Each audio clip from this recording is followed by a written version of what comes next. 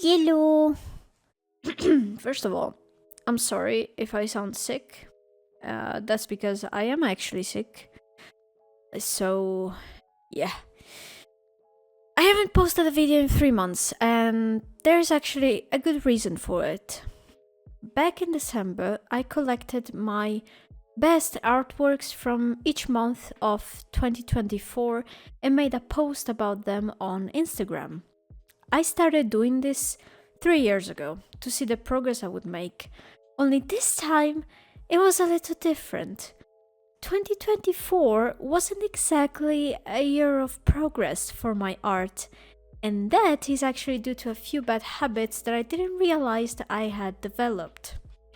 Almost every illustration I ended up making was extremely rushed because I felt like I didn't have enough time to keep up with all the trends and algorithms and whatnot. I don't know.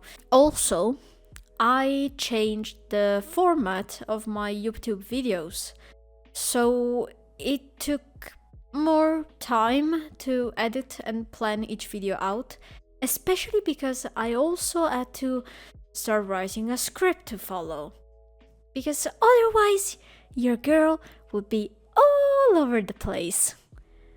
As a result, I just couldn't follow a proper and frequent posting schedule without my art suffering from it.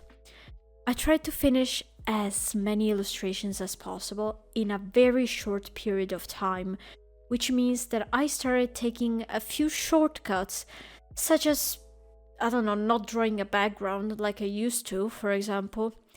I drew mainly portraits and bust up versions of each character, and none of them were really doing anything or even conveying any type of emotion.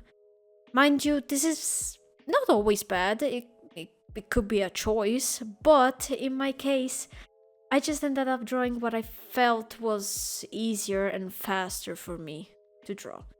So, my art skills ended up not developing much.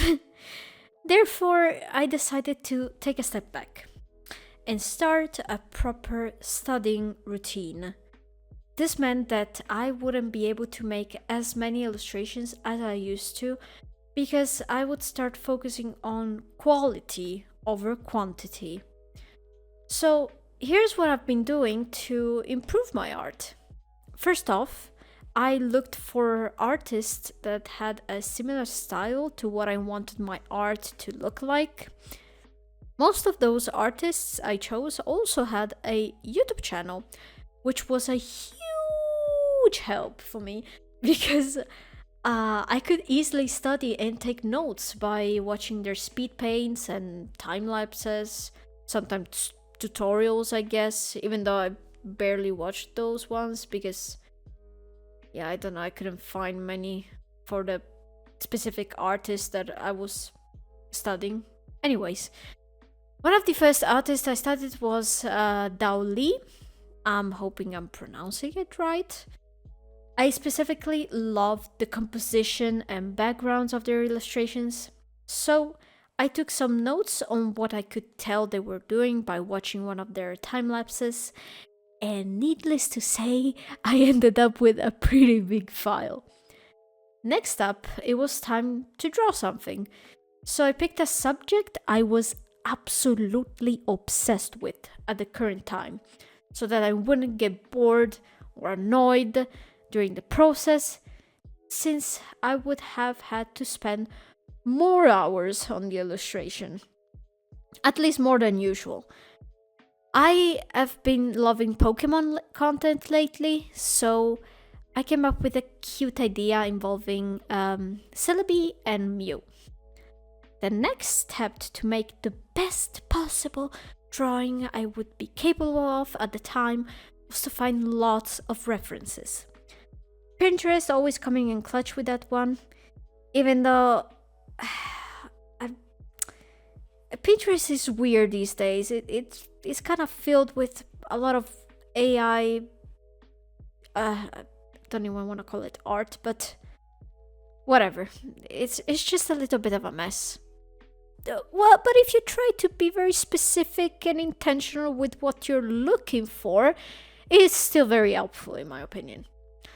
I used to rush through this part of the process, so this time I decided to slow down and be very mindful of what I was looking for. I ended up with a decently big board, so I only picked the most useful references. Third step was something that I've actually never done before, which is thumbnailing. I have never planned my illustrations, ever. Oh, okay, actually, let me explain myself better. I have always went with the first design that I would come up with. Well, that is not necessarily bad.